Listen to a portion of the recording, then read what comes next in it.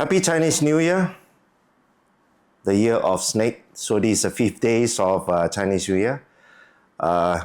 We just got back from Malacca. Very traditionally that we celebrated Chinese New Year for many years in Malacca, and we spent about 4 days. And prior to that, always about 1 or 2 days. And finally, we come back here yesterday. Now we are here. Welcome to Can You Run?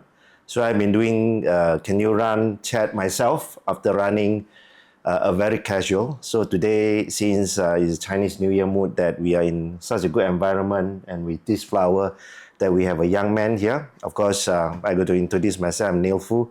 I got a young man here. I don't know whether we look alike, but of course, he's a father and son kind of podcast or the chat, So this young man by the name of Fu Zi, he just got back from America. So today we're going to talk about many things, from his school, university, even up to today, the AI. So yeah, Z, perhaps, welcome back to Malaysia. So this is your country, is your home country, and perhaps you want to have a chat.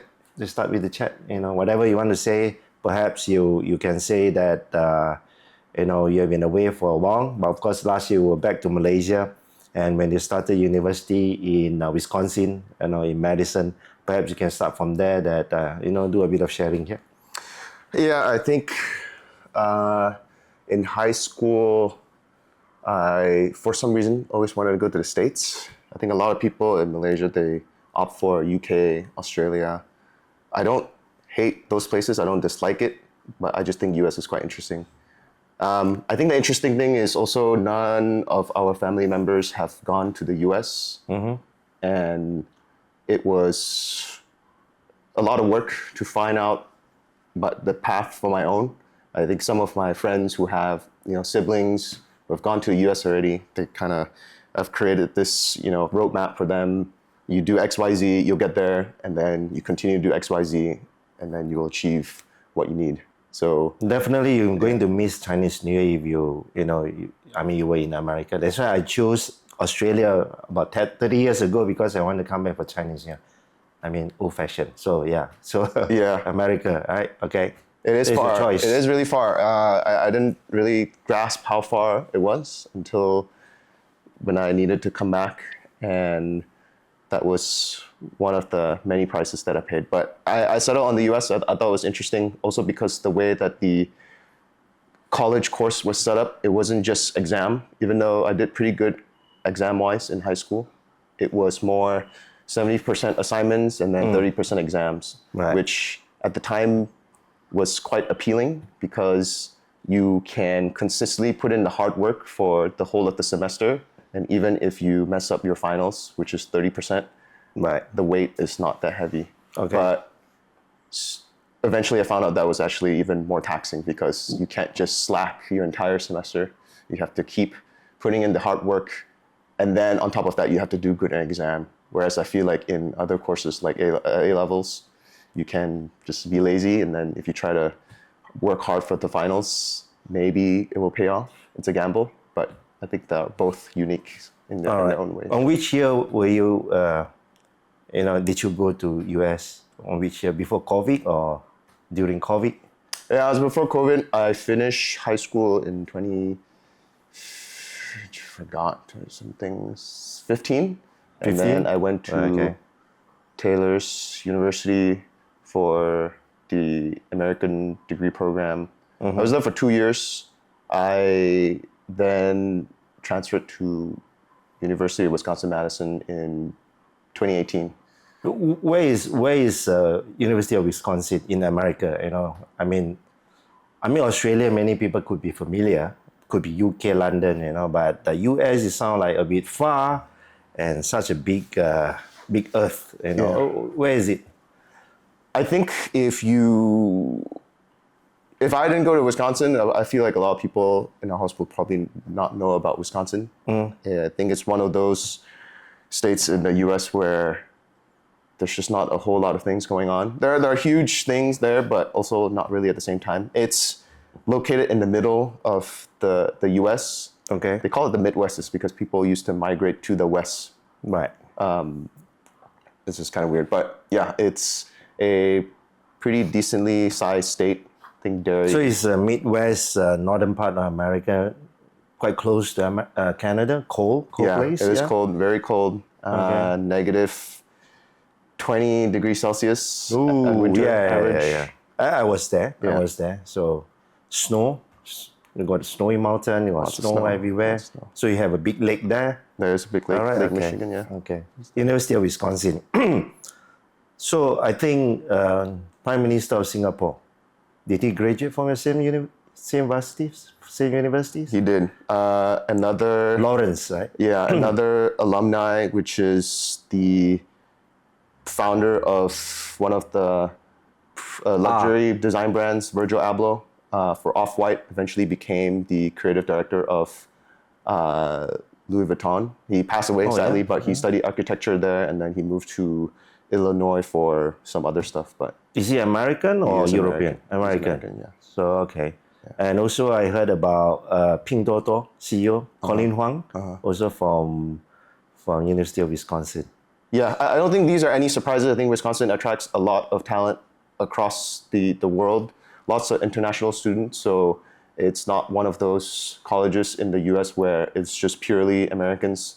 It's a good mix. I don't know why Wisconsin is like that. I know for Malaysians, I was there, and then there's a lot of scholars like Maybank scholars, Petronas scholars are there. are they? Yeah, So they okay. move in a huge herd, and they all end up in Wisconsin or one of those Midwest colleges like Michigan. It's one of them. Okay. Yeah, Okay. it's a good So schools. you're a reputable university, right? Yeah, I think so. And yeah, talking about Wisconsin, near to Chicago. It is next to Chicago. Okay. How far from Chicago? We used to take a bus. It's like a 3-hour bus ride, 3.5 Okay. sometimes. Right. It's the most interesting thing that is the closest to Wisconsin. Everywhere else is just kind of bland and. Did you manage to see Michael Jordan in Chicago? I did not. I wish. Yeah, he's still young. right? Someday, So someday. our era. Yeah. Michael Jordan was our era. So, yeah, we are with. So, any difficulty when you study there, or when you stay there? Any difficulty, especially when it comes to COVID? I think I've been through a couple of waves of like difficulties. I'll start before COVID. I think when I first joined Wisconsin, it's challenge of its own because it's not similar in any way to Malaysia. I joined during winter. It was cold, and the people were different. There's a huge, the very cliche like culture shock, but it took a few months to get used to things, and then eventually got comfortable in that environment. And then of course COVID happened again. I think that is probably a more universal feeling. Everyone's kind of going through the same things. Right. So the lockdowns and everything. But by that time, I've already gotten used to Wisconsin itself. It was just dealing with COVID. That was the challenge. How was the lockdown? Was it as strict as Malaysia before? Well, of course, you have not gone through the experience in Malaysia, but when here say, do you think that they have a very strict lockdown, by the government, or just a relaxed one, or in between?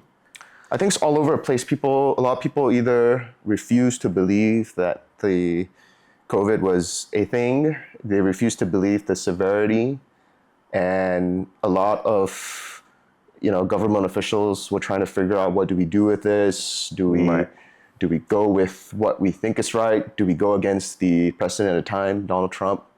And it was quite confusing. But at least for our school, we closed down, and everything just got moved to remote. And it was quite chaotic because a lot of the professors had just no idea how to deal with, teaching the material online. Right. Okay. So, what was first vaccine that you take? I was you the took? odd one out. Everyone took Pfizer and Moderna. I took Johnson & Johnson. I think there's only a handful of us that took it. So the powder one, the Johnson and Johnson. Yeah. I think at the time my thought was, the classic one and done. If it's one and done, then one and done. I don't want to take two more. But I took all the boosters, eventually. But yeah, I was the odd one out that took Johnson & Johnson. Okay. So how many doses in total that you have taken? I think I took the main one and then the booster, maybe 2 or 3 boosters, because by the time the fourth booster came around, I was already in California. The rollout was quite confusing. It was the priority was given to older or physically weaker people, but then there was no huge follow-up after, like you have to take this, or if you don't take this, you can't go into work, and the incentive structure just fell apart. And I think that was just the same for the rest of the world. Everything was organized when you take the vaccine, and everything was in order. Yeah, the rush. yeah. The first vaccine I took, I had to sign up on some local Wisconsin government website, and then we drove up to a huge parking lot. We got a jab, and then Oh, you did it in the parking lot. yeah, we did it in Wow, like this okay. lot, and then we took the jab. They told us to wait in the parking lot for a few, maybe 10, 15 minutes. If you don't show any side effects, then you drive home. Okay. But eventually the booster shots just happen in like your pharmacy, like Walgreens, CVS. Take a jab, do the same thing. You wait for 15 minutes. Yeah, it's good to listen from Z, about American, because you have been, reading the news from watching the news that, it was in the, it's not, everything was not in order, was so frightening. And yeah, of course, anyway, it was passed. Back to about university, that my experience with Z, since Z went to US, become my interest, to know about US, even though I studied in Australia, that very near to Malaysia, no problem to come back for Chinese Year, as said. And that's why as Z ideas also that I wish to go to US. Since then also, when I study about the universities that in America or in US, very much on the Nobel Prizes, right? So even in Australia, those universities, of course, they are and they were the Nobel Prizes winners. But in America, I think they are competing with the Nobel Prizes. So what is your take on this, that this will decide the quality, the prestigious of the university across in America? I am not sure about the Nobel Prize stuff because I don't follow. Sometimes I get notified like, oh, this person won this Nobel Prize. And then it's like, okay, cool. But I think how the US university are structured is just based on research funding. A lot of the professors that I've come across, they are mostly bad teachers, unfortunately. Because Bad teachers? They are bad teachers Yeah. because they're mostly there to research the stuff that they care about. And in order to do so, they need to secure funding and also teach classes. So teaching for most of them, at least the ones I've experienced, is secondary. So you end up with these very intelligent, very smart people that are doing great research, but they just cannot teach the material well. And I think sometimes it just sucks because especially if you consider you're like a freshman, like a sophomore, you just got into college, you're learning all the very important basic classes, the principles, and then you run into some just silly instructors. I think that really shapes your Yeah, could be college. a mix.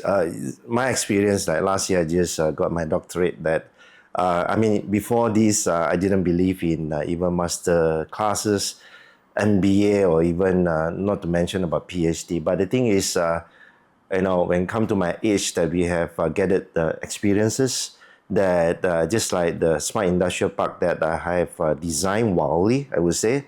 Before I did the research, that I believe I got the gut feeling that it could be the way that you got to apply smart AI management, eco-friendly, like ESG. While I was designing just the start of ESG. But eventually I decided to take up my doctorate in business admin, that I did research based on 48 industrial parks across 15 countries. Then you really, enlightening me that it's worth to do research, be it in PhD or in the DBA, that all these literature review that support what we believe, support what our gut feeling was, so that at least anyone challenged about this idea about smart industrial park, that I have all the data to prove it. So I think like degree courses or even master courses, that you start from research, based on this people's experience, then you put it into syllabus. This is what is really enlightening me. But of course, as a young man, that you have to start to work first to gain some experience, a practical approach. So perhaps you want to share about your working experience. You have been working in US for how many years? I've been working there for 3.5 years now. Oh, that's fast. I've been working across 3 different companies for my post-college career, Okay.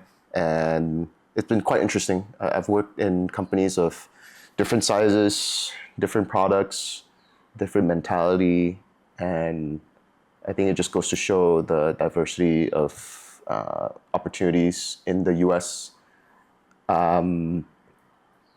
Yeah, so after college, I worked at this company that made industrial-sized wind turbines and silencers. Wind turbines, the one that create winds for factories. Less that, but in factories when they have to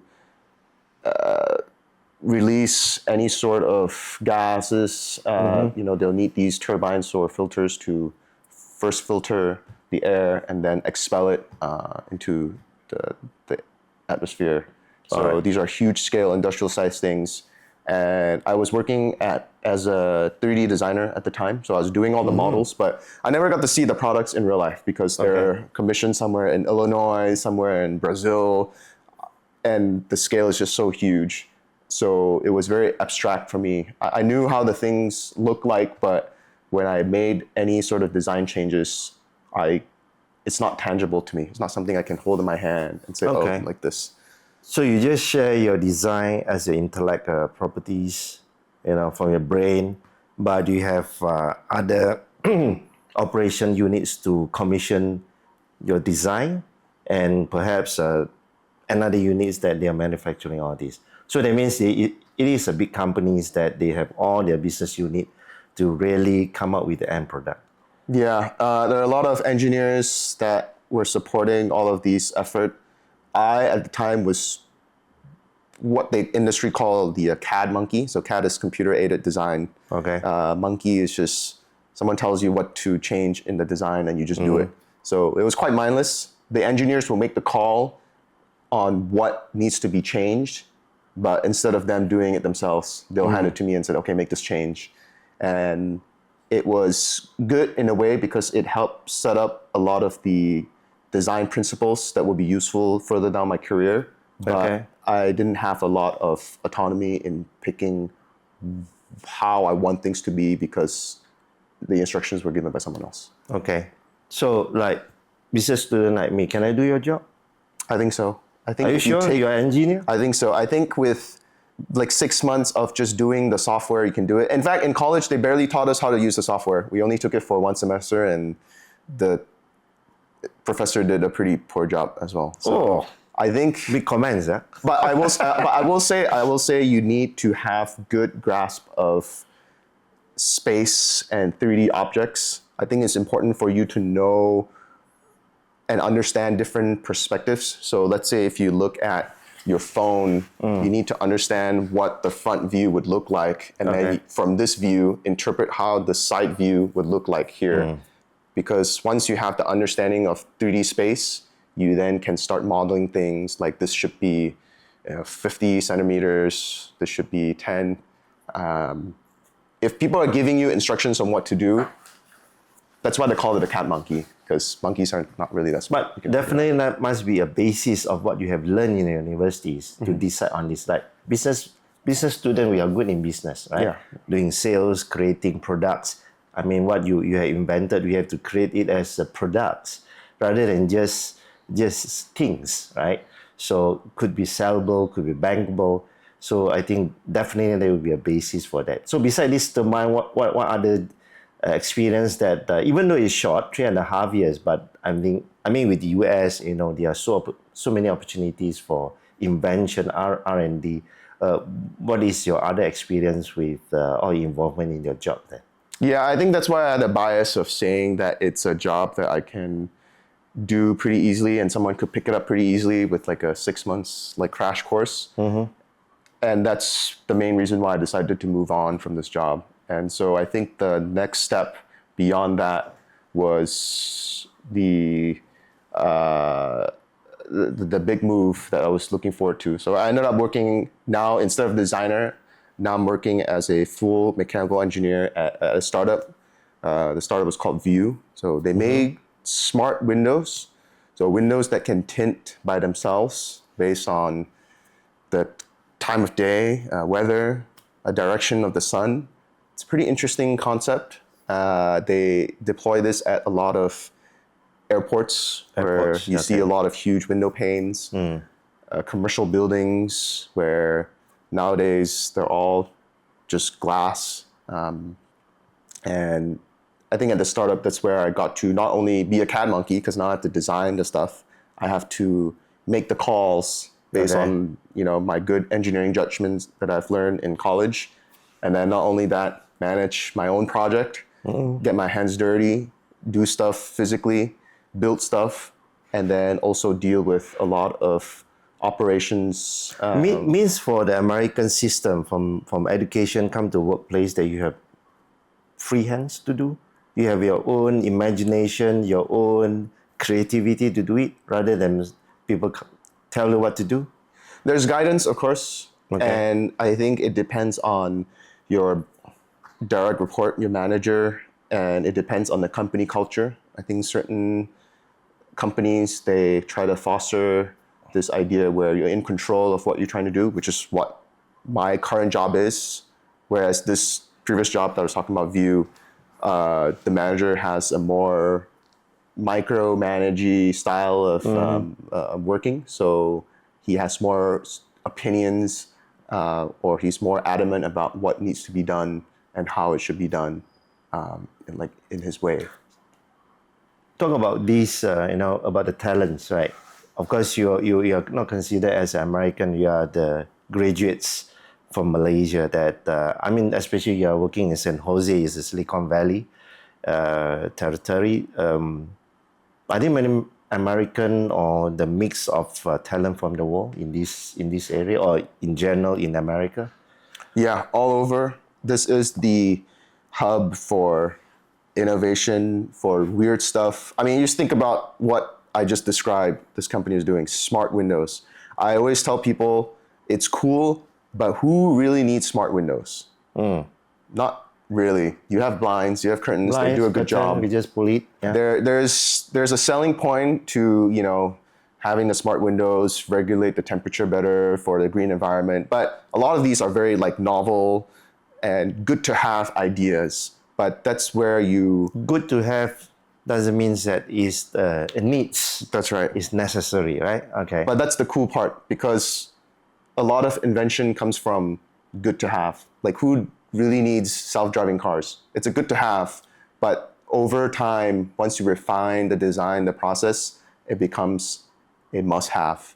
And so that's like I said, the hub of innovation, and a lot of companies start because of these interesting ideas of good to have, but a lot of them also fail because these ideas are only good to have. So this is your second job. So what about your current job? So your current job is your third job? Yeah. Okay. So what is it? Yeah, so my current job, I transitioned from a startup to now this company. It's called Illumina. It is a biotech company that focuses on genome sequencing. A lot of jargon, a lot of science. Yeah, let me break it down. So if you have seen those websites where you spit in a tube, you send it back, and then they break down your ethnicity. If you are 30% German, 20% Vietnamese, we are not the company. We are the company that makes the machine to analyze your spit and analyze your DNA. But it doesn't just stop at human DNA. You can break down Hainanese who eat chicken rice too much. Yeah, or the pretty much. Teochew eat the fishball too much. Then you They'll can know. break into it as a DNA. Yeah. Could be because of our lifestyle, our food, right? Yeah, they can analyze your health. Interesting. Yeah, they can analyze your cholesterol level, tendency to have certain illness. Anyways, it doesn't just stop at humans. These instruments are used for research, cancer research, illness research in agriculture, especially if you want to do, crossbreeding of different types of Talking crops. about this, recently after the inauguration of the president of America, Trump, that immediately you got Japan SoftBank, Masasan, and Oracle, the founder. What is the name again? Oracle. Forgot his name. Okay, This so American. we have ChatGPT, OpenAI, Altman. Yeah. That just now listen to you about DNA. So I listened to the founder of Oracle saying that they find the cancer cell, then immediately they would have some kind of treatment or the vaccine to cure it through AI. So how do you relate to this? Perhaps it's new to you, but since we are talking about DNA sequencing and all this breakdown, so how would you say, would it be a very big advancement for this technology? Yeah, so how our instruments, these genome sequencing, DNA sequencing instruments work is they feed off DNA data, and within the instrument there is pretty much a computer that analyzes like those data. It's very data heavy. One DNA run takes at minimum 17 hours. So you just imagine the amount of, there's a lot of data in like a strand of DNA, and to analyze all of that just requires so much raw power and so much processing. And I think with AI, how these models are built to synthesize data in large amount, that will make it very efficient and potentially accurate and faster and cheaper. I think cheaper is the main cost, the main goal here. I think that's what our company is striving for, making sequencing DNA cheaper and cheaper so that the barrier Then of you entry can is have the lower. mass market to enjoy all right. this. Just like recently about DeepSeek, right? So versus OpenAI that millions of word per 55 cents dollars, right? For DeepSeek versus OpenAI $15 for the input of the million. Okay, there is jargon. So there is what you are saying that so that if the cost will go low and more mass public that they can enjoy all these health services, right? Okay. Wow, interesting. So with Illumina, in San Jose, they have other operation units as well in besides San Jose. Where else do they have? Yeah, so our headquarters is in San Diego. San Diego. We okay. have a San manufacturing. Diego is the southern part of That's right. California. California. Yeah. San Jose is north, considered north. We have San Jose, San Francisco, LA, and San Diego. San Diego is near to Mexico. That's right. Border Tijuana. Okay. So headquarters in San Diego. We have a manufacturing plant in North California, which is where I work. It's called Hayward, but we'll just say San Jose. This makes more sense. And then they have another office / manufacturing plant in Singapore. I think it's a strategic move to capture the business in that region. And there's also multiple different offices. We actually have a Lumina in Madison, where my college is. So they don't make the instruments, they make the chemicals that is required to run the instrument. We call them the reagents. Think of it as a printer requiring ink cartridges. Madison makes the ink cartridges. And yeah, it's actually a pretty important plant too. Okay. So I think it's pretty high tech, talking about Illumina, View. All these are the listed co in US, public companies. View no longer. Okay. Interesting thing, SoftBank did invest in View. In View, okay. I believe it's around 1.8 billion, 1.9 billion, That's part of big their market cap. Vision Fund. If you go and look at the list of companies that SoftBank has invested via the Vision Fund, most of them actually have folded. So interesting strategy, but that's just the nature of stuff. Yeah, venture capital always you have high risk, high gain, right? Unless you are talking about your PE, private equity, that is just one step moving to IPO, right? So yeah, that is the ventures of America, with the startups. So from your education and to work, do you think that easy to get working visa or easy to get the work in the US? Look like very simple, right? So you go to US from Sekolah Menengah Kinara in Puchong, then you go to US, you go through all this COVID challenge a bit, then you graduated, you got 3 jobs. Do you think that this is a quite easy journey for your life? I think Yes, no, sometimes or- I'll, Yeah, you don't have to say I'll, yes, first, no. I'll say no, and then let me supplement with why I think so. I think sometimes I don't give myself enough credit for coming this far because, just starting from the beginning of a conversation, having to go to an entirely different environment out of your comfort zone, not getting the complete resources that you need, having to build all of that up from yourself. That's challenge number one. COVID just kind of threw a wrench in that, just made things more difficult. But after graduating from school, getting the job, thriving at a job, it's a lot of hard work. It's also luck involved, but definitely a lot of hard work. It's lots of hours, and I consider myself as like a People always say survivor. that, in the West, whether it's America, Europe, always a relaxed job, right? Very relaxed working environment versus Asia, especially in China, 996, right? 9 o'clock to 9 o'clock and working for 6 days. Is it true in US? Depends. When I was working at View, which is the startup environment, I worked a lot. Weekdays till night, sometimes Okay. weekends, sometimes holidays. Sometimes I'll be out hanging out with friends and I'll get a call from my boss and say, hey, can you do this? I need it to Ooh, present to our okay. customers tomorrow. This new job is more balanced. There is work to do, but because it's a bigger company, everyone has their dedicated role. No one has to do a bunch of things, And wear they a bunch create of hats. value. Yeah, and you don't have to be overwhelmed. Even if you just suddenly stop working, the company will manage to fill in that hole. Whereas in a startup environment, when you lose someone, it's very detrimental to the team because that one person is in charge of so many things.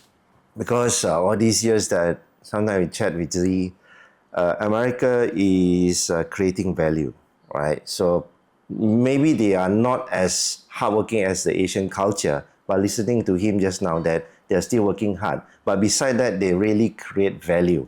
Just I always say that you have a cup of kopi O in our coffee shop could be two ringgit 50 cents, right? But you have it in Starbucks for $15. You got to serve yourself. You can have to order at the counter. You have to pick up the coffee, versus the coffee shop that you are shouting, you are screaming, and then finally your value is just 250. That's why I look at that value is very important. And also, listening to all your operation unit, you're all over in America, maybe in Asia, outside America. I think that is the value creation that always I believe in. So talking about working visa, if not easy to get a job because you have so many talents graduated from the universities in America every quarters or every semesters that you have so many talents, and always I heard about retrenchment or layoff.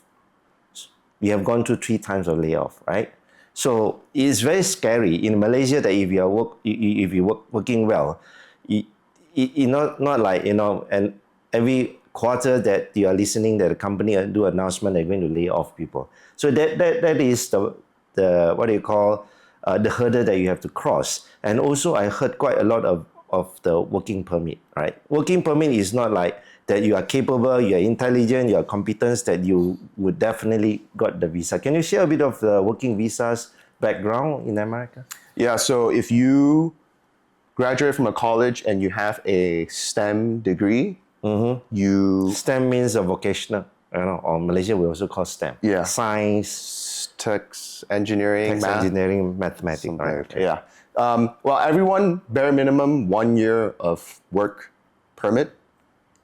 So you can have any major, you get 1. But if you have STEM, you have 3, which gives people an incentive to go towards STEM. One of the things I found interesting is that studying economics is not STEM, so you only get 1 year. Yeah. Business student like me, business admin is not STEM. Yeah. Psychology, not STEM? That's not STEM. So Okay. you have 1 year. Within those 1 or 3 years, depending on where you are eligible for this lottery system for you to obtain what they're called the H-1B visa. For the sake of this conversation, I'll call it the work visa. And this lottery system is what it is. It is a lottery. Every year, you submit your ticket and you just pray that at some point you get it. Online. You submit online, no physical human interaction. So not only that, not only is it challenging to get the lottery, you need to find a company that is willing to support you So that is number one and submit. prerequisite. Yeah. Okay. So that's itself Then an it's upper goal. subject to lottery. Lottery means you have to, what do you call? You have to, by Yeah, luck. Yes. Yeah, by luck. By luck. So So you should 3 pray times. to the God more, So Yeah. Sometimes they don't acknowledge it's difficult. But 3 times, and for those 3 years, I look around my friends, everyone who is part of this process, everyone's just like clenching their teeth because a lot of them want to stay. You've come so far, you finished your degree, you're working now, you want that work visa. But from my personal experience, at least more than half of my friends did not get it. And So you consider fortunate, right? it is very fortunate. I got it on my second try, but if you don't get it on a third try, you're out. You're Yeah, going back. for America, yeah. There's alternatives. You can take a master's program. That gives you 3 more tries. Yeah.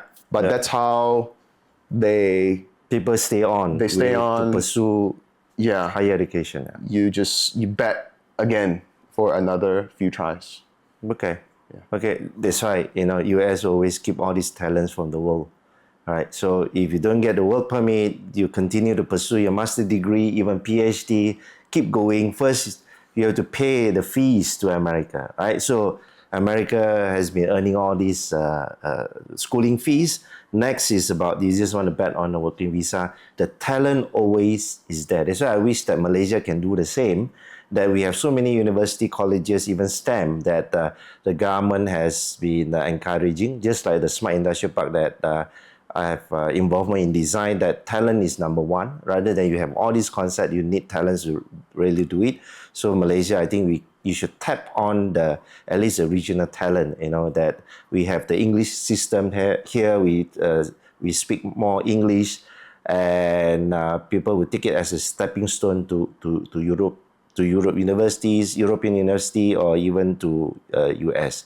So this time, with Chinese New Year, in conjunction with Chinese New Year celebration. So you have a mission, you have your business trip back in Malaysia, sent by your company. So what is your mission for this time? Because tomorrow, Monday, you're going to start work in Penang. So can you chat a bit on this? Yeah, so I work at Illumina's manufacturing plant, and we get our parts from our contract manufacturer, which is Jabil, based in San Jose, California. But for cost-cutting reasons, we've decided to shift that plant over to Penang, From San Jose to Penang. San Jose Yeah, to Penang. San Jose to All right, Penang. okay. And we're just going to have them do the exact same thing, just at a different location. So I'm back here to facilitate that move, making sure that they do an exact one-to-one copy. Okay. And also support them if they have any questions when it comes to building any of our parts. And So the making sure Penangite that would quality- think that you are Bikot American, But Yeah. in fact, Z has One of studied our own. in Penang for 7 years when we were in Penang before. Yeah, that's true.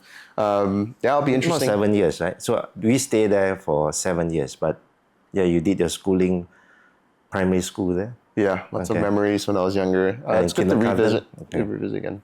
Yeah. Okay, that's good. That's good. Especially people hardly got the chance to celebrate Chinese New Year. Especially you study or you work in US, and yep, I think quite a long chat today, and perhaps there will be a last question I want to ask Z. That how did you learn your English? How did you pick up your kind of accent? Is it from CNN? It's from CN, it's from Cartoon Network. I watched it as a kid. Not CNN, it's CN, Cartoon Network. Lots of Disney Channel. I just thought the accent was pretty interesting as a kid. I wanted to pick it up, so I learned it. And of course, being in the US for so many years, being around people who have American accent, it just strengthened it. But I feel the need to code switch when I come back, especially talking to friends. I have to dial it back, or else it just sounds weird talking to people who don't share the same accent. Yeah. But I think that's just part of life. Wherever you go, you adapt and you just make sure everyone is They comfortable. say parent doesn't stop your children from watching CN, but Yeah, you watch a lot yourself of got to cartoons. watch the CNN. Yeah. Cartoon Network, It's CN. good stuff. Keep watching it. Okay, so I think it's good. Now is, we have been talking about 45 minutes. This is the first time, right? Because I'm thinking of running a podcast myself this year with the name of Can You Run? So Can You Run is talking about running. I have so many new friends in the running activities. But today, father and son, we just have a chat before Chizi come back said that say let us have a chat on the podcast, just be fun during this Chinese New Year. Okay, I think that's it. Anything that you want to advise maybe for those young people that they want to study in US? Anything? I'll say one thing first. I've always wanted to do a podcast, actually. So it's very cool to do it with my own dad. It's a fun experience. Advice: if you are going on the same path that I'm going on, put in the hard work, and you'll get it. I think it's hard work and luck, but the luck part is just stuff that's out of control. When I was deep into trying to get a job after college, trying to get the work visa, I was stressed. It was definitely there, because sometimes you will feel very defeated. After all the hard work that you put in, sometimes things just don't go your way. But I think it's important to keep in mind that if you want it bad enough, you'll stay, be it via alternative paths, via, I've seen people manage to crawl their way back into the US somehow. I think just put in the hard work and your dreams will come true. That's all I'll say. Yeah, that's good. We need more talents in Malaysia and also back to Malaysia, or to share the talent experience from abroad and come back, to contribute here. All right, so this is it for this time. We still have 10 days for the Chinese New Year. Today is the 5th day. Enjoy your Chinese New Year. Perhaps tomorrow, most of us will start to work, start to have meeting, but at night you still have all the drinking, all the eating. All right, thank you, Z. All the best, and see you next time. Bye.